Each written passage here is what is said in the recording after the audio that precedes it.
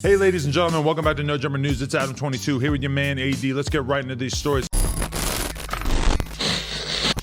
So first things first, OJ the Juiceman made some serious claims against Waka Flocka's mom, Deb Antney, and now the two men have been exchanging insults on Instagram. Last week, during his conversation with the Big Facts podcast, OJ claimed that he never received not one coin from his 2009 debut, The Other Side of the Trap. He told the show's host, Big Bang DTE, he had signed a bad deal with Deb Antney and her Mizé Entertainment record label, revealing that he was given an ultimatum upon leaving the label. People hit me with to let you out their contract so you can be free.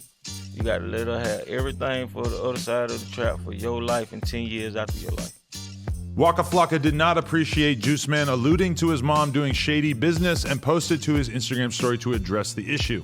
Juiceman, you know I don't never do this lame what I'm finna do. But bro, you lame as fuck getting on there with Big Bang Black and somebody nigga stole from you, your puss ass nigga. You know who stole from you, lame ass nigga.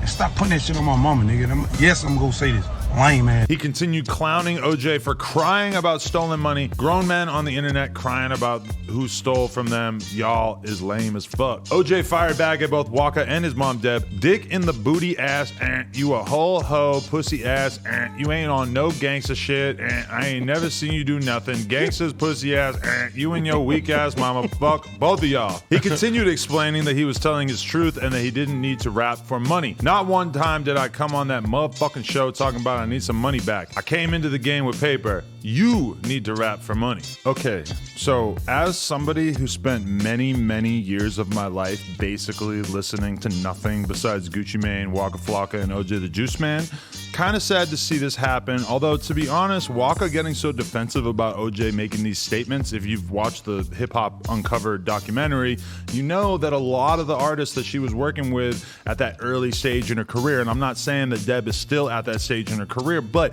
early on, it did seem like maybe her management approach was not as professional as it should have been, so it led to her relationship with people like Gucci and Nicki and French going out the window. She said she only sued French for basically saying that he robbed her. But I am saying that a bunch of different artists have had things to say about Deb as a manager early in their career, so it does seem kind of weird that Waka is going to come out and take aim at OJ when a lot of these claims about her, at least at that time, I haven't heard anything shady about her in a long time, but in the early days, that was a pretty common refrain. A bunch of artists had problems working with her, and OJ seems like he's just saying his truth. Like, if he feels like he didn't get paid for the record, I mean, Walker could challenge him on a factual basis, but if OJ's saying it and you can't prove otherwise, then what are we even talking about?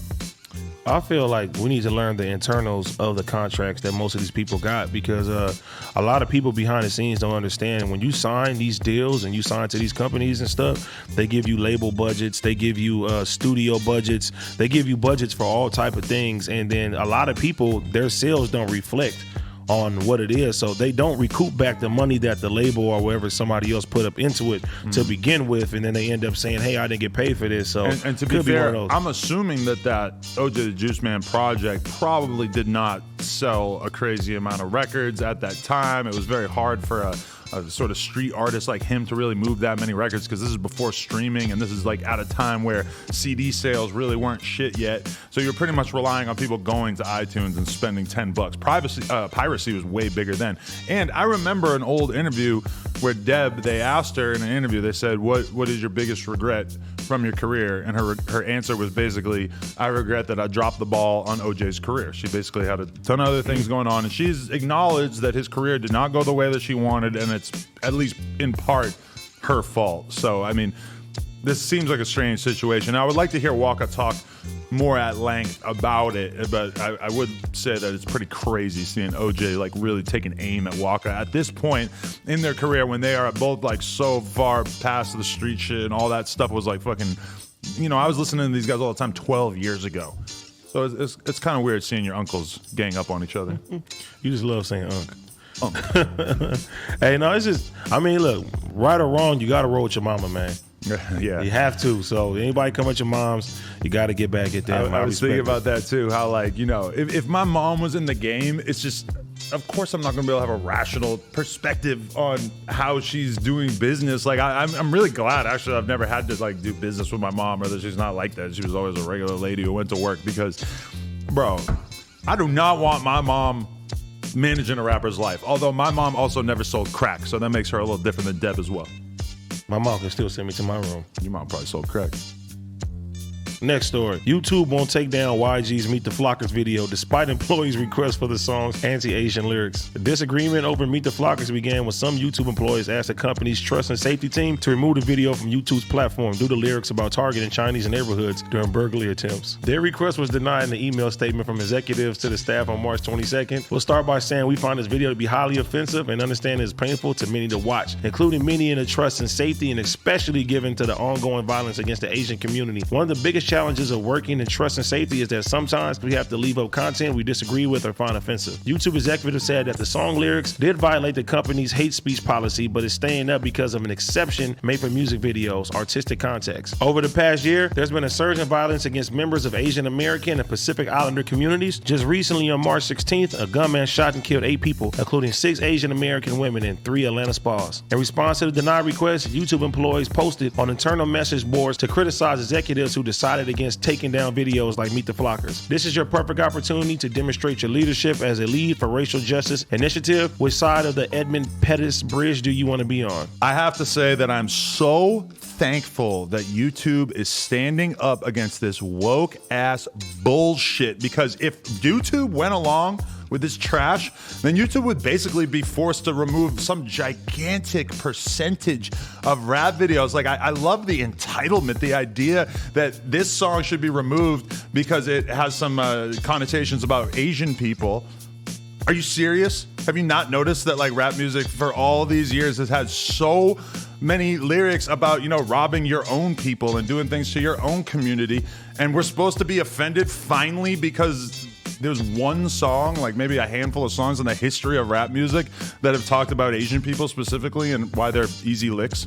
But one thing is kind of like the movies and stuff back then. It's like, you know, if I see some imagery that wasn't accepted back then, you know what I mean, accepted now that it wasn't back then, it's like, come on, it's a different time. And if these attacks didn't happen, you wouldn't be sitting there crying about that. The song is what, almost a decade old, if anything. And then too, we all know, like, the whole point of that is Asian people don't believe in bank accounts. If anything, that song is an educational experience for a lot of the Asian community, I think. I mean, hey, head on over to TD Bank and get yourself an account. If you listen to the song and it says, hey, they don't believe, it's first, go to the Chinese neighborhood because they don't believe in bank accounts. But that's, you know, common knowledge in the streets. People know. This is the thing, and this is why YouTube refused to remove it, I think, is because of the fact that, I mean, at the time that YG wrote this song and put this song out, he was almost certainly not at the stage of his life in which he was robbing anyone's houses, never mind an Asian person. So clearly he's talking about past behavior. He's not endorsing it. He's not saying, like, this is what you need to do going forth in your life. He's not saying this is what I do on a daily basis.